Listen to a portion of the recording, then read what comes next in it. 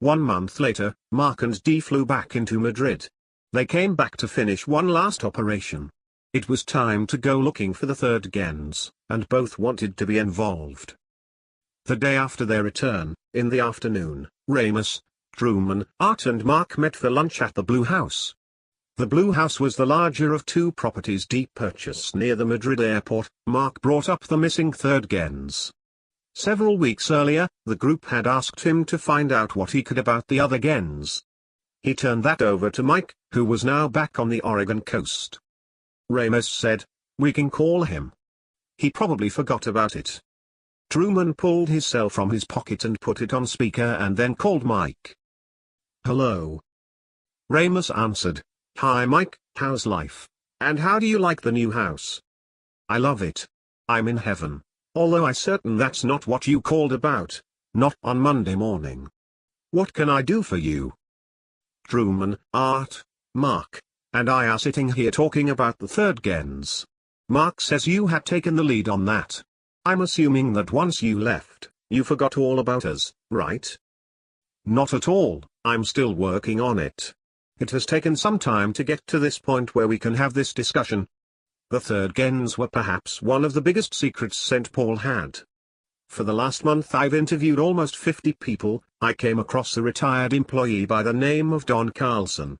He told me about a man who contracted with St. Paul by the name of Chenla Wang. No one sitting at the table knew who he was. Mike continued, he was a Chinese behavioral scientist. He was an expert in social engineering and previously worked with the Chinese government. St. Paul heard about him and convinced him to seek asylum in the US. Carlson told me St. Paul brought him here to modify the third gens by engineering a more complicit mentality. Okay, so I don't know what all that means, but I believe he helped them create the third gens. If you asked me what I have seen of the third gens, he failed, but according to Carlson, he knows who and where they are. That was the end of the conversation until they could invite Matthew to meet with them. They needed his input before they continued further. To do so would only produce redundant conversation. Ramous asked, "Can we call you back tomorrow? We'd like Matthew to be involved with this discussion." "Yes, of course. Talk to you then." The next day, Matthew joined them at the Blue House for lunch. Once they all sat down, Ramous called Mike back. "Hello, Mike. I bet you thought you were through with us, eh? I suspect that will never happen. You will always need an asset stateside. Is Matthew there?" Matthew answered, "Yes, I'm here, Mike. How are you, sir? Would you stop calling me sir? I'm well, thank you." "Matthew, do you recognize the name Don Carlson or Chenla Wang?" "Yes, La Wang. He was a behavioral specialist. He was instrumental in training and establishing control of the third gens. I haven't heard his name in a long time. In fact, I had almost forgotten about him. What can I tell you? I found out he's the person who knows how many and where the remaining third gens are being held. Mike, do you know where he lives, and do you believe he will tell us if we find him?" "I don't, but it will stay that way until we ask him, right?" "Yes, you're right." Carlson told me, Mr. Le Wang turned against St. Paul when he found out the direction of the Angel Project. Currently, he's living in the US, in Pensacola, Florida. I talked with over 50 people to find him. I'm hoping he can help us. That's good if he has turned against St. Paul. He was not a nice man when he was working for them. He was a psychological nightmare, if you ask me. Now I'm free. I can put together and recognize all the psychological brainwashing this man did to my team and others. Until I read the Bible, I had no problem committing sadistic crimes against anyone, and he's just as responsible for that as anyone else at St. Paul. I'm shaking just thinking about it. Right now, you're the only one with the answers. Do we need to stop? I'll be fine to continue, but give me a minute. Matthew asked the rest, "What's for lunch?" "You invited me for lunch, and I'm starving." Truman looked at Matthew and said, "Toasted cheese sandwiches." Everyone became quiet until Ramous broke out laughing. Matthew spoke up, "Hey. I like cheese." The men would have eaten lunch too, if they could have gotten someone to make it, but nobody wanted to cook. Mike, these guys are a bunch of liars. They invited me to lunch. Not lunch. Lunch. Mike said, you didn't have to tell me that. Matthew, we need to go meet Mr. Lewang and ask him where the rest of the third gens are. He may not tell us, but I'm certain he won't tell us over the phone, so at least 2 of us will have to talk to him in person. You and I should go. I'm reluctant, but I'll do whatever to help my fellow gens. When do I leave? We should leave by next week. Can you get here by then? No one else needs to go. Are you listening, Mark Truman? You need to put teams together if he should tell us where they are and be ready to go once he does. Truman said, we will have them assembled by the time Matthew gets to Oregon. Okay, let me know when and where I need to pick you up. Anything else? Ramous answered, we'll call you if anything comes up. Later, Mike. Truman said, I heard a group of third gens are being kept in China, so we need a team that includes gens who are Chinese or familiar working undercover there. The men agreed Art and Truman would create 3 teams, one specifically to infiltrate China. Mike and Matthew landed in a humid Pensacola, Florida. They registered at a nearby Holiday Inn. Both had to put on a change of clothes from the humidity bath, but they weren't in the room 5 minutes when Mike's cell rang. It was Truman. Mike, you won't believe me when I tell you, but we have a second gen who knows Lewang well. When looking for team members for the China operation, I came across a gen who worked undercover for St. Paul. They assigned him to Lewang and moved him in across the street from him. That lasted for 2 years. I guess they became friends, and he seems to know Lewang well. It might be a good idea to send him to you and you could take him when you approach Lewang. Is he willing to join us, and if so, can he leave tonight? Yes, he's packing now and should be in Pensacola late tomorrow morning. He gets in at 11 a.m., your time, Northwest Airlines, so don't do anything until he gets there. Oh, his name is Ron Parker. Okay, we'll meet him at the terminal. Mike and Matthew spent the day looking for Chen's address. Once they located it, they staked it out until they saw Chen leave the property. After finding Chen, they returned to the hotel. After watching 2 movies, adventure movies, they went for a swim in the hotel's pool. Matthew has never been swimming before. He jumped in the shallow end, got out and stretched out in the hot tub next to the pool. Mike spent 2 hours acting like a kid, swimming and jumping from the diving board, attempting cannonballs. Eventually, he joined Matthew in the hot tub. That's weird. You've never been in a swimming pool before. I can't imagine anyone your age not knowing how to swim. There's room at the vineyard for a pool at the back of the hotel. You should ask Ramous and or Zoe to have one put in. I'm sure they would put one in. It's not like I have done it before and miss it. I didn't like jumping into the cold water. I might ask them, however, to put in a hot tub because I could get used to this. The next morning the 2 met Parker at Terminal 6. They greeted each other and returned to the hotel. Ron, if we're here tonight, you get the floor. We have an air mattress you can sleep on, and it's comfortable. How well do you know Lewang? I know him well. I lived across the street from him for 2 years. He disappeared one day, and I never found out what happened to him. I assumed St. Paul moved him on short notice. They never told me why, and I didn't ask. Matthew said, we found his address here in Pensacola and saw him leave his house yesterday. So, if you're ready, we can go now and speak with him. Do you understand what we're after? Yes, Truman and Ramous told me what we were doing. I understand. I'm looking forward to seeing him and sure he will help us. An older Chinese man answered the door. He looked at Ron for a moment, and then he stepped forward to shake his hand. Hello Ron, how are you? It has been too much time. Hello, my friend. I'm fine, and how are you? Yes, it has been too long. You disappeared with no warning. Please come in and bring your friends with you. Chen explained how he ended his contract with St. Paul over moral issues. He didn't say what those issues were until Ron explained what he was. I'm a second gen, Chen. St. Paul moved me in across the street from you. After we became friends, I stopped giving information to St. Paul. Anything that could hurt you.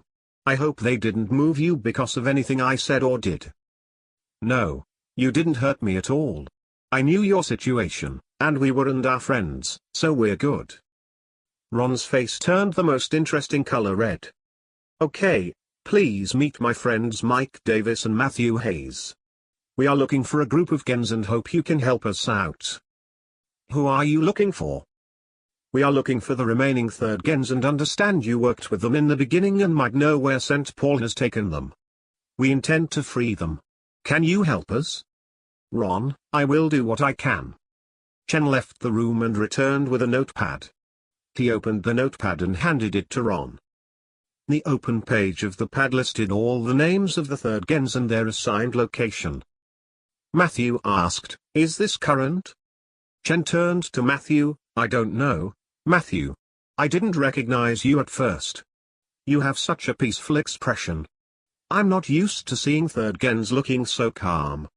Generally, they're intense. That makes two of us, Mr. Lo Wang. I'm not used to seeing you so calm either. I hated the work I did for St. Paul. They had me over a barrel, so to speak, and often pressured me to do things I didn't agree with.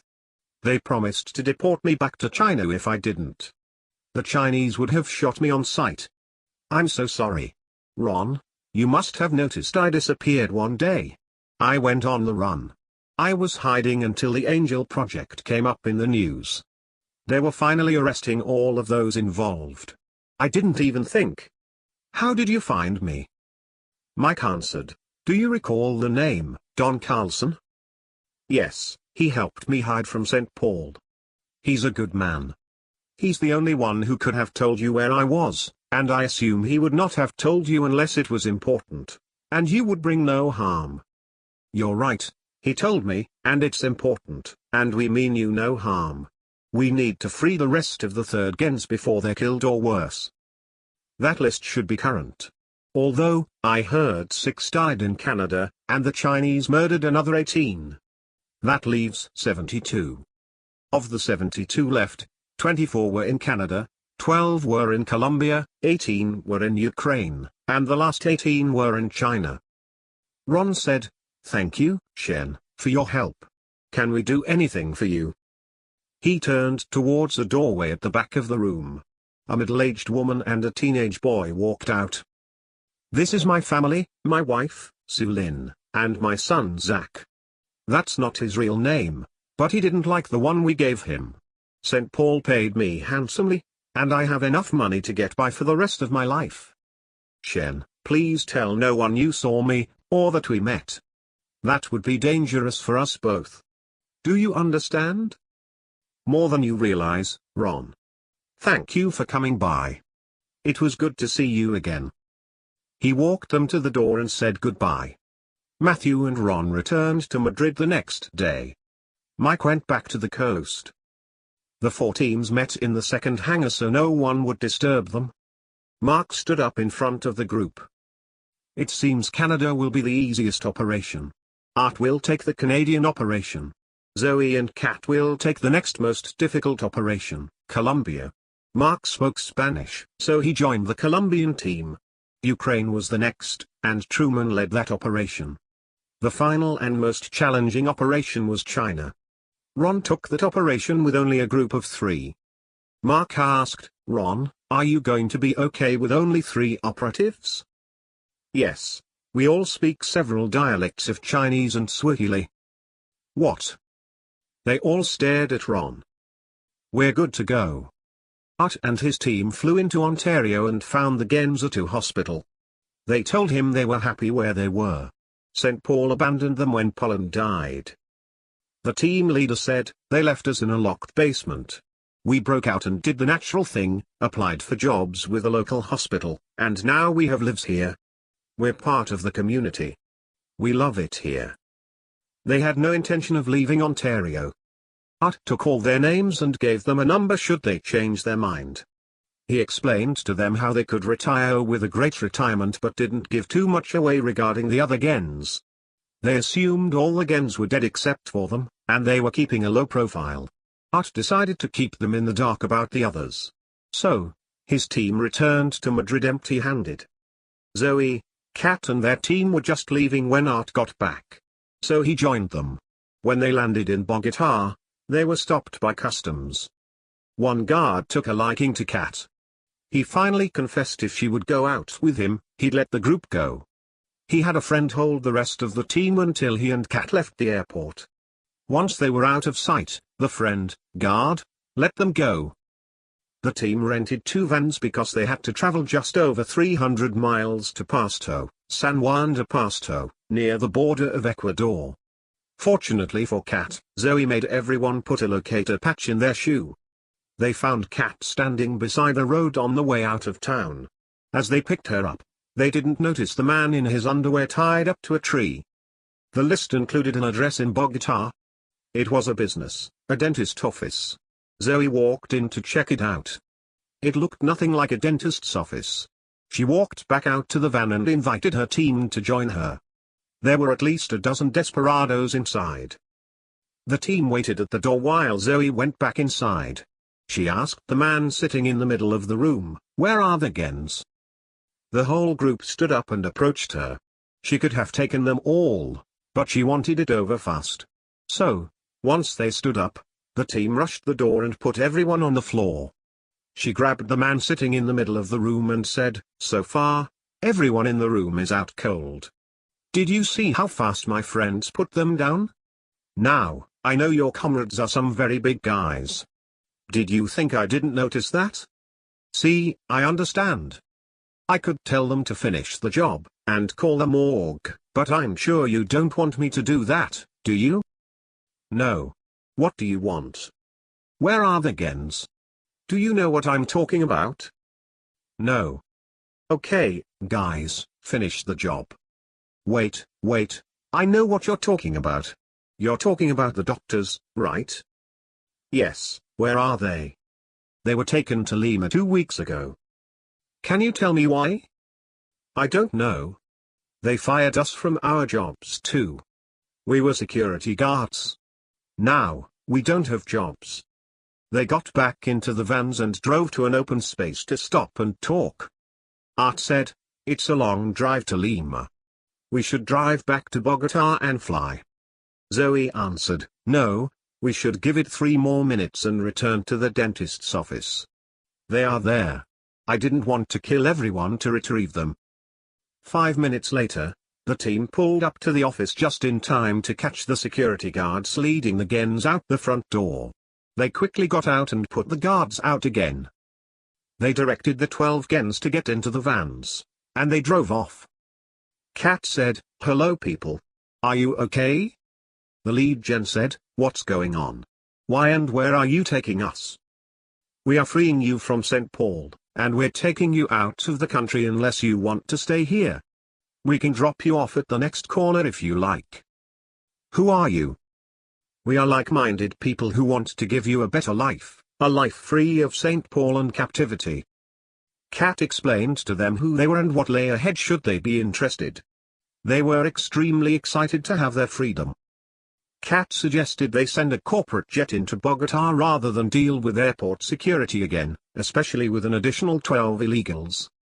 The team took the 12 gens to stay in a resort just outside Bogotá.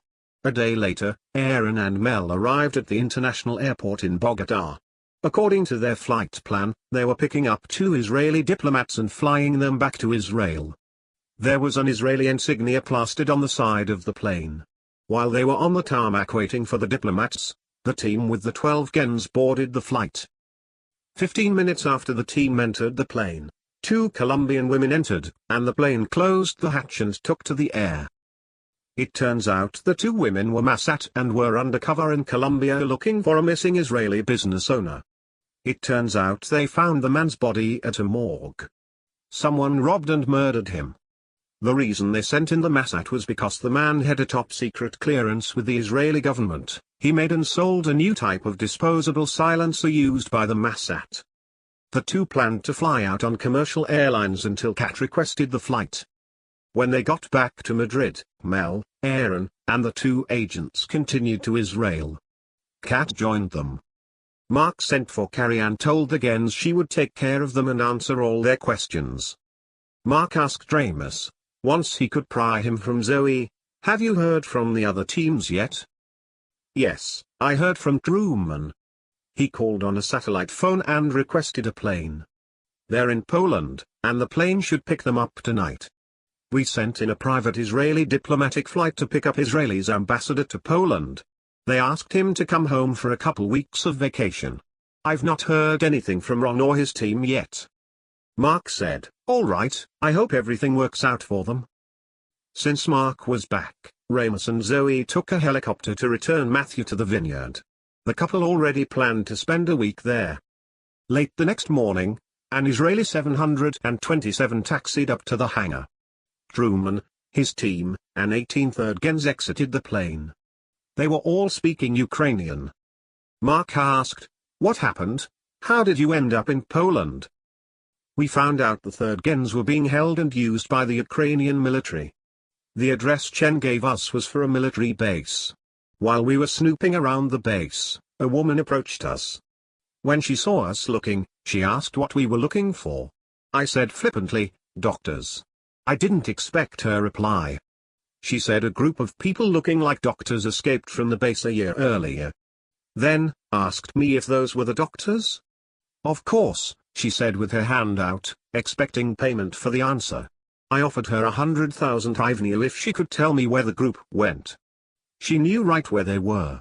When they escaped, they split and went two different directions. The women ran one way, and the men the other. Both groups ended up in opposing gang territories. She told me she sees the women on the street prostituting and pointed us to the corner where they were working.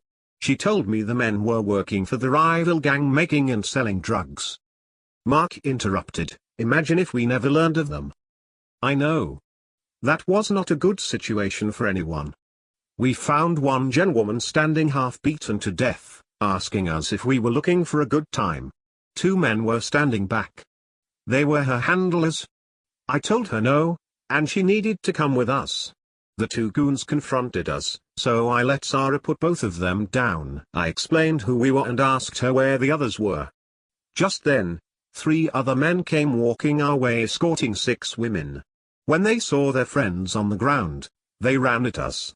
Sarah looked at me, I shrugged my shoulders, and she put those men down too. Only 4 of the 6 were Gens.